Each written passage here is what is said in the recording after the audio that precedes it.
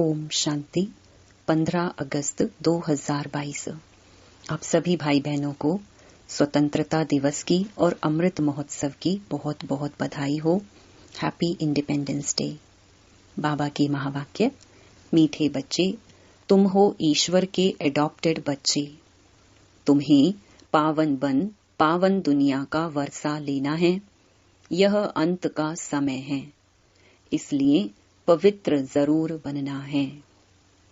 प्रश्न। इस समय के मनुष्यों को ऊंट पक्षी माना शुतुरमुर्ग का टाइटल दे सकते हैं, क्यों? उत्तर। क्योंकि ऊंट पक्षी जो होता उसे कहो उड़ो तो कहेगा पंख नहीं, मैं ऊंट हूं। बोलो अच्छा सामान उठाओ तो कहेगा मैं पक्षी हूं। ऐसे ही आज के मनुष्यों की हालत है। जब उनसे पूछा जाता तुम अपने को देवता के बजाय हिंदू क्यों कहलाते हो, तो कहते देवताएं तो पावन हैं, हम पतित हैं। बोलो अच्छा अब पतित से पावन बनो, तो कहते फुर्सत नहीं, माया ने पवित्रता के पंख ही काट दिए हैं। इसलिए जो कहते हमें फुर्सत नहीं वह हैं ऊंट पक्षी। तुम बच्चों को ऊंट पक्षी नहीं बनना है। गीत। ओम नमो शिवाय। ओम शांति। यह किसने कहा? अपने से प्रश्न पूछना है। ओम का अर्थ मनुष्यों ने अनेक प्रकार का बनाया है। बाबा कहने से 1 सेकंड में वर्षे के अधिकारी बन जाते हैं। बच्चा पैदा हुआ, कहेंगे वारिस पैदा हुआ, फिर सगीर से बालिग होता है। यहाँ भी ऐसे है। बाबा को जाना पहचाना और वर्षे का मालिक बने। यहाँ तो तुम बड़े हो ही। आत्मा को बाप का परिचय मिला, सेकंड में बाप का वर्षा मिला। बच्चा पैदा होने से ही समझेंगे बाप की जायदाद का वर्षा पाएंगे। यह है बेहद का बाप। कहते हैं हे बच्चे, आत्मा ने जाना बाप आया हुआ है। तुम बच्चे जानते हो हम बाप से कल्प कल्प राजधानी लेते हैं।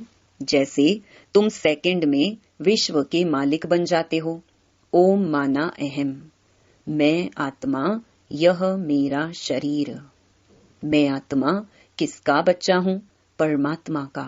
बाप भी कहते हैं मैं ओम परम आत्मा हूँ, मुझे अपना शरीर नहीं है। कितनी सहज बात है। वह समझते हैं ओम माना भगवान, तो सब भगवान हो गए। भगवान तो है ही एक। वह कहते हैं मैं तुम्हारा बाप हूँ। परम आत्मा माना परमात्मा, जिसको सारी दुनिया पुकारती है, हे पतित पावन आओ। ऐसे कोई भी नहीं कहेंगे कि परम पिता परमात्मा की आत्मा मेरे द्वारा तुमको राजयोग सिखलाती है। किसको पता ही नहीं है, ना मालूम होने कारण श्री कृष्ण भगवान का नाम लिख दिया है। उसने राजयोग सिखलाया, वह पतित पावन उसको कह नहीं सकते। वह तो है स्वर्ग का पहला बच्चा। जो पहले में है वह पिछाड़ी में भी होगा, इसलिए उनको श्याम सुंदर कहते हैं। पहले नंबर में है श्री कृष्ण, फिर 84 जन्मों के बाद उनका नाम ब्रह्मा एडॉप्ट होता है। बाप आकर बच्चों को एडॉप्ट करते हैं। तुम हो एडॉप्टेड बच्चे, ईश्वर के बच्चे। तुम्हारी माँ भी है, बाप भी है, प्रजापिता भी है। फिर बाप कहते हैं इनके मुख से कहता हूँ तुम मेरे बच्चे हो। तुम कहते हो बाबा हम आपके हैं, आपसे वर्षा लेने आए हैं। बुद्धि भी कहती है बाप आता जरूर है, कब आते हैं यह भी विचार की बात है ना। कहते हैं पतित पावन आओ, तो जरूर पतित दुनिया का अंत हो तब तो आओ ना। इसको कहा जाता है कल्प की आदि और अंत का संगम।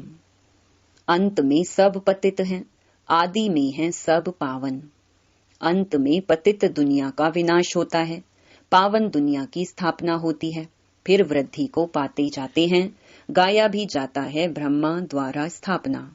यह है त्रिमूर्ति। तुम जानते हो शिव बाबा के बच्चे सब ब्रदर्स हैं। फिर जब रचना होती है तब भाई बहन बनते हैं। मात पिता क्यों कहते हो?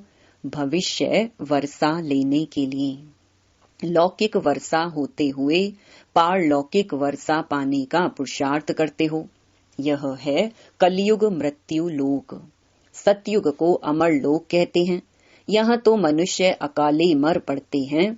सतयुग है दैवी दुनिया। आदि सनातन देवी देवता धर्म रहता है। हिंदू धर्म तो कोई है नहीं। आदमशुमारी जब निकलती है तो पूछते हैं आप किस धर्म के हो? हम कहते हैं हम ब्राह्मण धर्म के हैं। तो वो लोग हिंदू धर्म में लगा देंगे, क्योंकि वह ब्राह्मण भी हिंदू धर्म में आ जाते हैं। आर्य समाजी लोग जो हैं उनको हिंदू धर्म में लगा दिया है। वास्तव में हिंदू धर्म तो कोई है नहीं। यूरोप में रहने वालों को यूरोप धर्म वाला थोड़ी ही कहेंगे। धर्म तो क्रिश्चियन है ना। क्राइस्ट ने क्रिश्चियन धर्म स्थापन किया। अच्छा, हिंदू धर्म किसने स्थापन किया? तो बेचारे मूंझ पड़ते हैं। कह देते हैं गीता द्वारा स्थापन हुआ। तो समझाया जाता है गीता के द्वारा तो आदि सनातन देवी देवता धर्म की स्थापना हुई। तुम तो देवता धर्म के हो। तो कहते हैं देवताएं तो बहुत पवित्र थे, हम तो पतित हैं। हम अपने को देवी देवता कैसे कहलाएं? तो समझाया जाता है अच्छा पवित्र बनो, फिर से देवी देवता धर्म में आ जाओ। तो कहते हैं फुर्सत कहाँ? आपकी यह तो बहुत नई बातें हैं। बरोबर हम आदि सनातन देवी देवता धर्म के हैं। पूजते भी भारतवासी देवी देवताओं को हैं, परंतु पतित होने कारण अपने को देवता कहला नहीं सकते। अच्छा, आकर पावन बनो। तो कहते फुर्सत नहीं।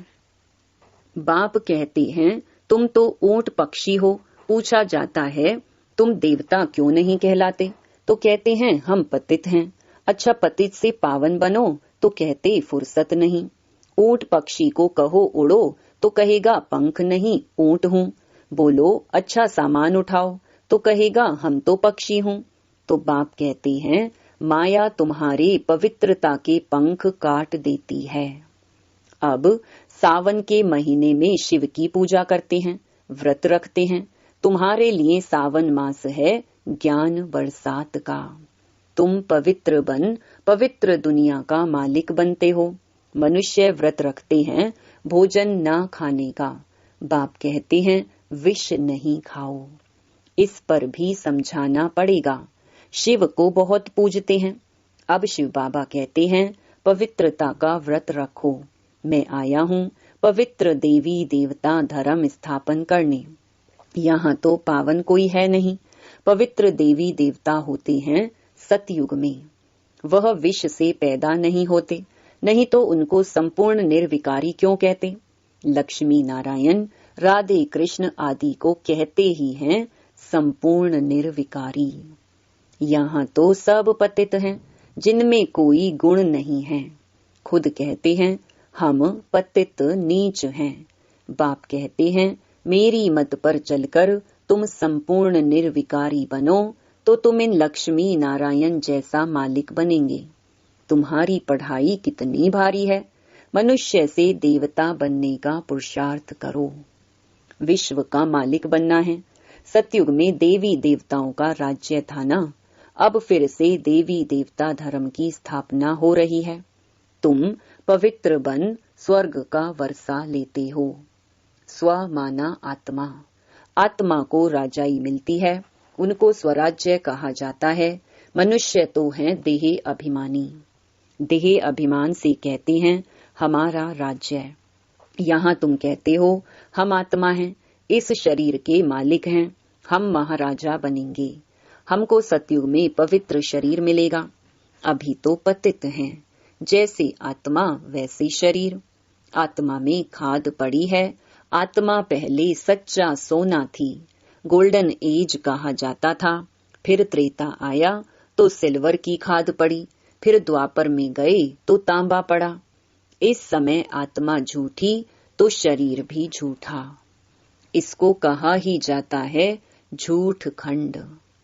अभी बाप के साथ योग रखने से अलॉय निकल जाएगी। इसको योग अग्नि कहा जाता है। जेवर से किचड़ा निकालने के लिए आग में डाला जाता है। यह भी योग अग्नि है, जिसमें खाद भस्म हो और हम सच्चा सोना बन बाप के साथ चले जाएंगे।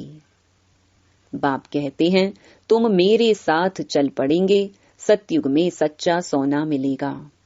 अब श्री कृष्ण को सांवरा क्यों कहते हैं? कृष्ण का नाम रूप तो बदल जाता है।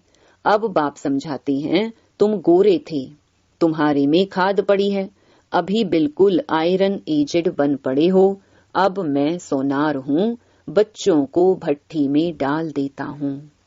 भंभोर को आग लगेगी, सबके शरीर खत्म हो जाएंगे।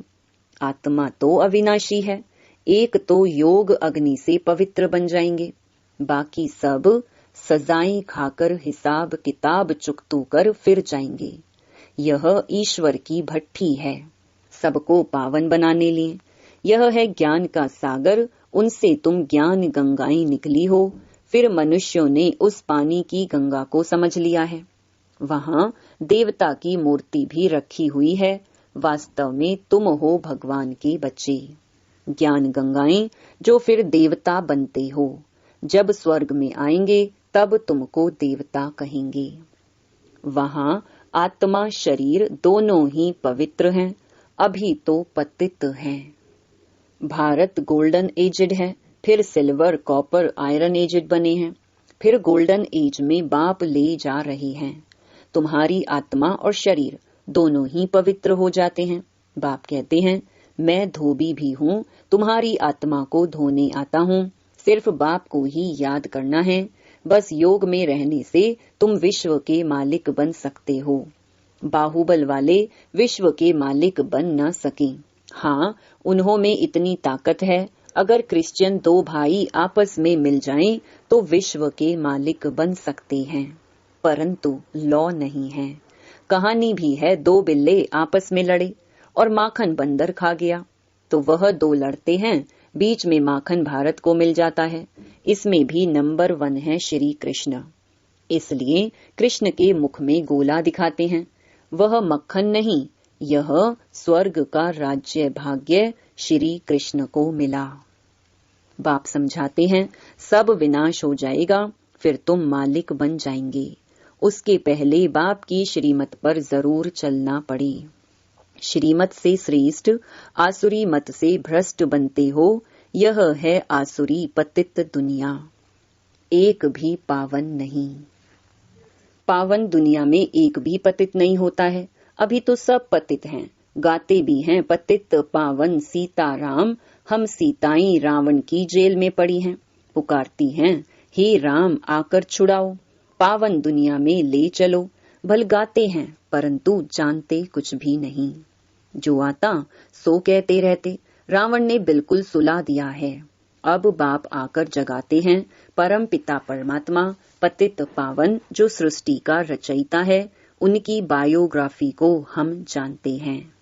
ब्रह्मा विष्णु शंकर और लक्ष्मी नारायण की बायोग्राफी को भी हम जानते हैं। लक्ष्मी नारायण के 84 जन्मों को भी हम जानते हैं। तो नॉलेज फुल हो गए ना। तुम श्री कृष्ण के मंदिर में जाएंगे तो समझेंगे यह सतयुग का पहला प्रिंस था।